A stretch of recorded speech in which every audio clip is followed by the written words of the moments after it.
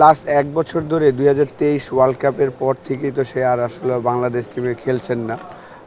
2006 থেকে সেই স্টার্ট করেছেন লম্বা একটা কেরিয়ার। বাংলাদেশি একটা ব্যাটসম্যান টপ অর্ডারে ব্যাটিং করে অলমোস্ট 15-16 হাজার রান করেছেন ইন্টারন্যাশনাল ক্রিকেটে।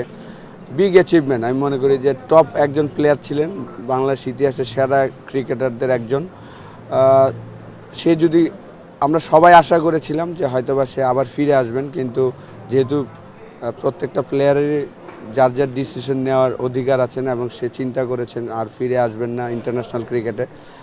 গুড লাক ফিউচারের জন্য। স্টিল আমি মনে করি যে হয়তোবা আরও দুই একটা সিজন আমরা দেখব তাকে আমাদের ডোমেস্টিক ক্রিকেটে খেলবেন।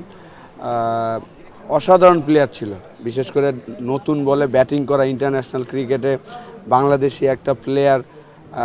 আমরা সবসময় নাম্বার 9-10 র্যাঙ্কিংয়ে ছিলাম, সেই জায়গা থেকে র্যাঙ্কিংয়ে 1-2 নাম্বার টিমের এগেনস্টে নতুন বলে ফেস করাটা বিরাট বড় একটা চ্যালেঞ্জিং ছিল। তো সেই জায়গায় সাকসেসফুল একজন প্লেয়ার ছিলেন। ক্যাপ্টেন হিসাবে আমাদের ডেফিনেটলি টপ 2-3 জন ক্যাপ্টেনের মধ্যে একজন। রেকর্ড যদি দেখি সবার উপরে হয়তোবা। তো অবশ্যই আমরা তার এই সার্ভিসটাকে স্যালুট দিতেই হবে যে অসাধারণ পারফরমেন্স করেছে তার এই 17 বছর ক্যারিয়ারটা। আসলে ইন্টারন্যাশনাল ক্রিকেটটা জাস্ট এই চ্যাম্পিয়ন্স ট্রফির 3টা ম্যাচ যদি চিন্তা করেন সেটার জন্য আশাটা আমিও মনে করি না সে যেটা চিন্তা করেছেন। যদি আপনি অ্যাটলিস্ট আরও 2-3 বছর খেলার প্ল্যান করেন তাহলে ঠিক আছে। ওই 3 ম্যাচের জন্য আসেনি, এটা আমি মনে করি সঠিক ডিসিশনই সে নিয়েছেন যে এই সময়ে এসে 3টা ম্যাচের জন্য ফিরে আসাটা আমারও মনে হয় না যে রাইট ডিসিশন হতো।